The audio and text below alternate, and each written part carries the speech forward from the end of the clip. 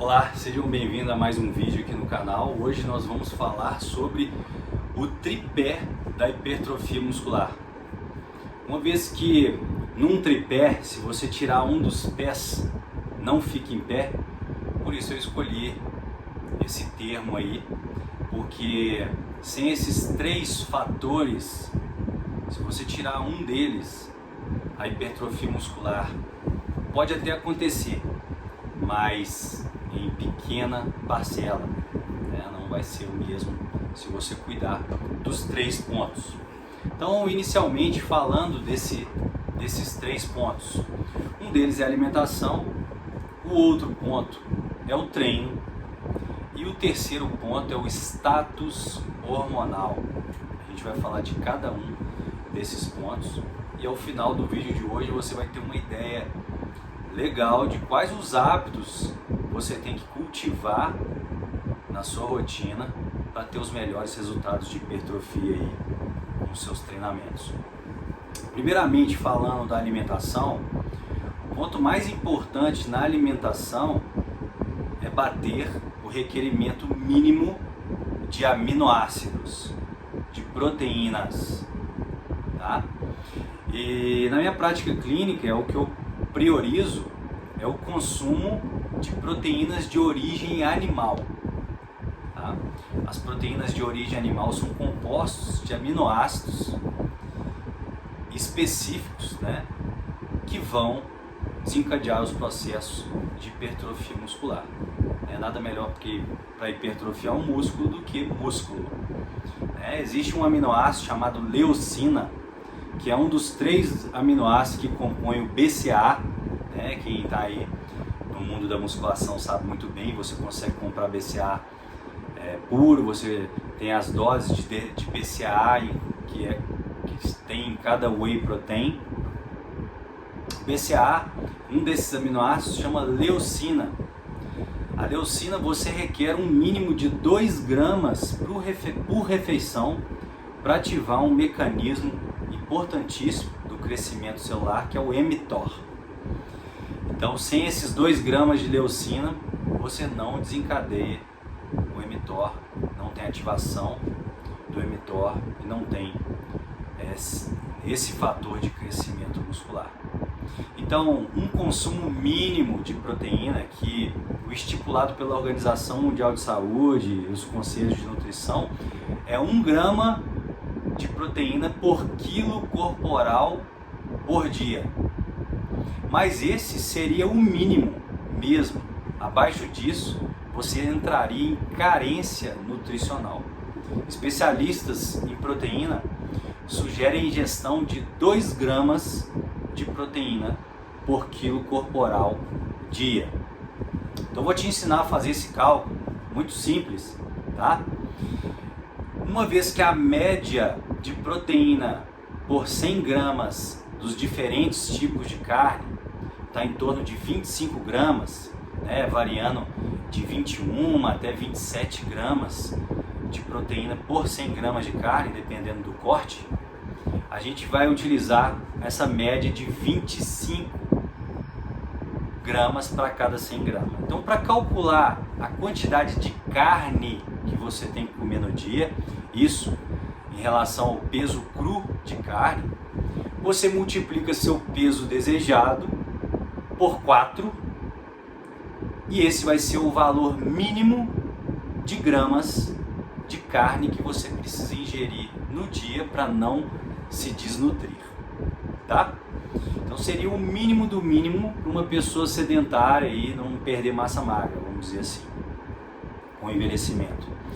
Mas levando em conta o máximo, seria o peso corporal vezes 4 vezes 2, tá? 4 porque 25% da carne é proteína, né? E vezes 2 porque é 2 gramas quilo corporal dia.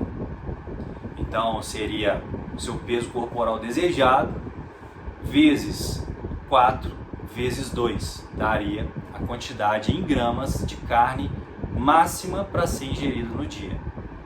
Tá? Eu utilizo na minha prática clínica, na minha consultoria, para pessoas que buscam emagrecimento acelerado e não praticam atividade física de força ou com intensidade, eu uso o mínimo de 1,2 gramas de proteína quilo-corporal ao dia. Até atletas, né, ou atletas amadores, né, com exigência alta, que eu utilizo em torno de 1,8 até 2 gramas quilo-corporal ao dia. Mas você pode fazer uma média, né, para não estar nem para cima nem para baixo. Multiplica o seu peso corporal desejado por 4 e depois multiplica por 1,5. Então você vai estar consumindo nessa quantidade que vai sair, né, no cálculo final, vai ser gramas de carne, peso cru, e você vai estar ingerindo 1,5 gramas de proteína por quilo corporal dia, tá certo? Então isso aí é uma informação bem interessante aí, fica fácil de você calcular a quantidade de carne que você precisa comer no dia para ter a sua maior performance. Mas na alimentação também a gente tem que prezar pelo carboidrato.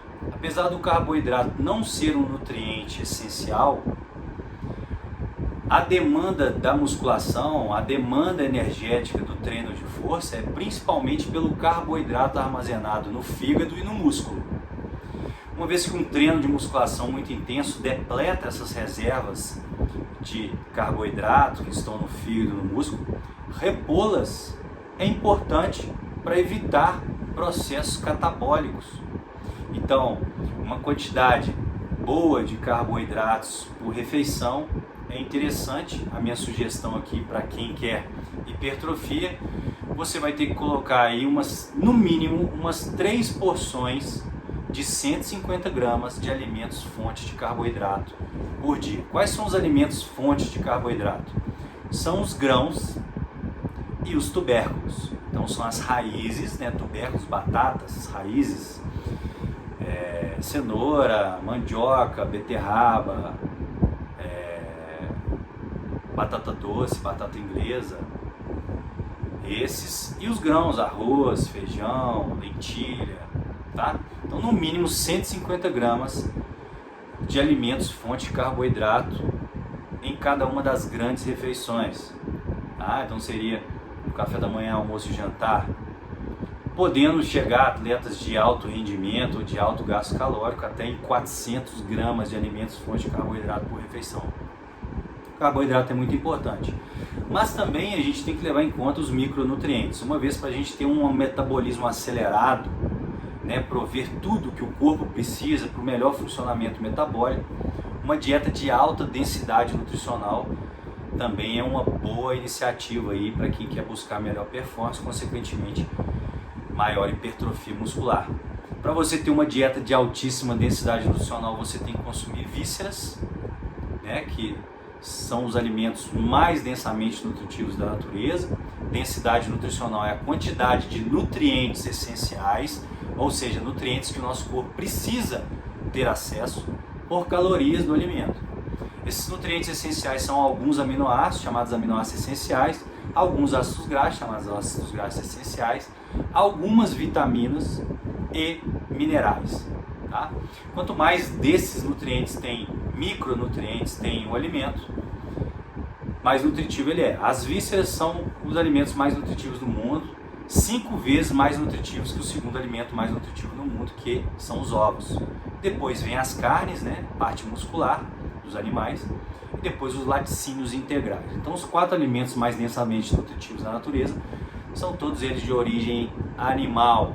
Tá? Então o centro da sua dieta tem que ser alimentos de origem animal, priorizando obviamente vísceras e carnes, porque você precisa de bater uma meta proteica, mas também não deixando de ingerir seus ovos, buscando laticínios artesanais, né, feitos de forma artesanal, porque produtos lácteos não são bons para a saúde. Na verdade, os laticínios que são inflamatórios são os produtos lácteos. Os laticínios artesanais feitos de forma ancestral, eles só fazem bem para o seu organismo, são cheios de vitaminas lipossolúveis, que garante o bom funcionamento hormonal, uma boa estrutura óssea, dentária e física.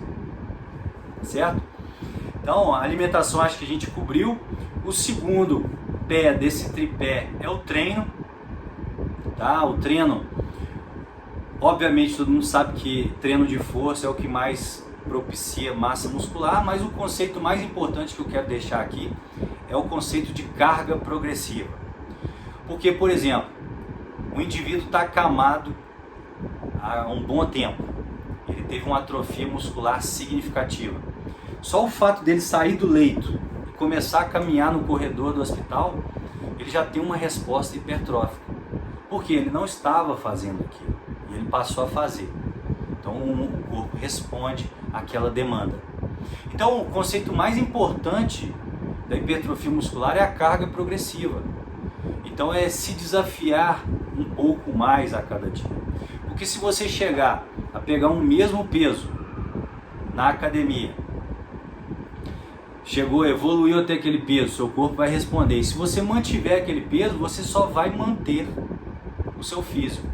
Você vai evitar atrofia muscular, mas você não vai obter mais hipertrofia muscular.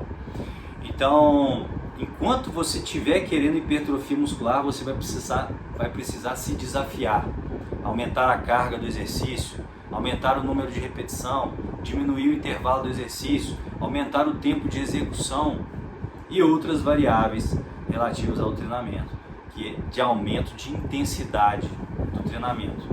Mas uma das variáveis, se não a mais importante para a hipertrofia no treinamento, é a variável toneladas por unidade de treinamento. Então, se eu vou treinar minhas pernas e eu faço 10 agachamentos com 100 kg, eu levantei 1 tonelada. Então, a tonelada por treino é uma das variáveis mais importantes para a hipertrofia muscular. Mas, basicamente, com conhecimento geral, um bom protocolo de hipertrofia muscular são 6 séries de 10 repetições até a falha ou quase falha, tá certo? Não é aquela repetição que você vai chegar na 10ª sem conseguir fazer a 11ª. 6 séries já vai ter um nível de hipertrofia bem satisfatório, mas existem atletas de hipertrofia, né, de bodybuilding, que chegam a fazer 12, 16 séries para um mesmo músculo. Então, aplicando a carga progressiva. Então, se você nunca fez musculação, se você está querendo hipertrofiar, por exemplo, o seu peitoral, na sua primeira ficha de musculação, o ideal é que tenha no mínimo 6 séries, ou 2 exercícios, 3 séries, de 10 repetições. Tá? Mas mais um adendo importante. Se você é sedentário e nunca treinou musculação na vida, não é chegar fazendo série de 10. O ideal é chegar pegando uma carga menor, fazendo repetições maiores, um treino de resistência, de força, séries aí acima de 15, até acima de 15, 20 repetições, para pegar o esquema neural, né, pegar a coordenação do movimento, treinar um pouco a resistência da sua força, para então partir para treinos que visam mais hipertrofia com cargas mais altas e menor número de repetição. Tá certo? Essa é uma dica aí que fica para quem vai começar a treinar agora. Então a gente falou um pouco de protocolos de hipertrofia, então vamos agora para o último dos tripés, do tripé, que é o status hormonal. Não adianta nada você ter o melhor treino do mundo, não adianta nada você ter a melhor alimentação do mundo, se os seus hormônios não estão ok e não favorecerem a hipertrofia. No nosso corpo, a gente tem hormônios anabólicos, hormônios catabólicos, né? E se você tiver num status metabólico favorecendo o catabolismo, dificilmente você vai ganhar massa muscular. Então você vai ter que estimular o seu status anabólico. Então o treino de força é uma boa maneira de estimular o status anabólico. Um consumo ideal de proteína, né? Um bom sono, né? A gente sabe, o sono aumenta o cortisol, que é um hormônio catabólico, a falta de sono, né? Que é um hormônio catabólico. Então se você não dormir direito, pode impactar fortemente no seu processo de hipertrofia, assim como o estresse emocional ou profissional também pode afetar, né, aumentando o seu cortisol, afetando o seu status anabólico. Se expor excessivamente à luz branca, luz LED, luz fluorescente, luz de equipamentos eletrônicos após o anoitecer, desregula seu sistema, seu ciclo circadiano, seu sistema que controla a liberação hormonal durante o ciclo de noite e dia, podendo aumentar os níveis de cortisol basal e dificultar a hipertrofia, né? A falta de consumo de gordura saturada de origem animal, que é precursora de testosterona, assim como as vitaminas lipossolúveis, as vitaminas A, D, E e K, que você só acha em nível suficiente em gorduras de origem animal. Se faltar vitaminas lipossolúveis, faltar gordura saturada animal, também você vai comprometer a sua produção de testosterona, tá? No caso de mulher, o uso de anticoncepcional põe ela num status de dominância estrogênica. O estrogênico, ele é importante também para a hipertrofia muscular, tanto do homem e da mulher, mas a dominância estrogênica impede a hipertrofia muscular e favorece a deposição de gordura, de adiposidade, então vai te atrapalhar. Então o que a gente busca é uma dominância sobre os hormônios anabólicos, em especial a testosterona, que a gente estimula com os que eu já citei aqui, o GH, que é muito anabólico, a gente estimula principalmente com o nosso sono. Então, ter níveis de vitamina D adequados também, porque carência de vitamina D gera abaixamento nos níveis de testosterona. Eu acho que principalmente isso sobre o status anabólico. Obviamente, todo mundo sabe, bebida alcoólica tem um poder de desidratação do músculo, que atrapalha o processo de hipertrofia. O excesso de exercício aeróbico, né, ele tende a aumentar muito a liberação de cortisol. O exercício aeróbico em excesso atrapalha fortemente a hipertrofia, né? Então, se o seu objetivo é principalmente a hipertrofia, o ideal é que você foque a maior parte, despenda a maior parte da sua energia para o treino de força. Não que você não deva fazer um aeróbico, mas você não vai gastar a maior parte da sua energia fazendo aeróbico, senão não vai sobrar energia para você carregar peso, que é o que realmente impacta na hipertrofia, impacta no aumento da testosterona, né, no dano muscular, na síntese proteica muscular e, consequentemente, na hipertrofia. Eu acho que tratei rápido aí desse tripé, mas informações importantes. Se você curtiu a informação aí, já deixa o like, segue o canal, compartilha aí com quem você acha que vai se interessar com essa informação. É uma maneira de você ser grato a mim, né, e me estimular a fazer mais conteúdo aqui para vocês, deixando esse like, ativando o sininho aí de notificação e compartilhando esse conteúdo, tá bom? Até o próximo vídeo.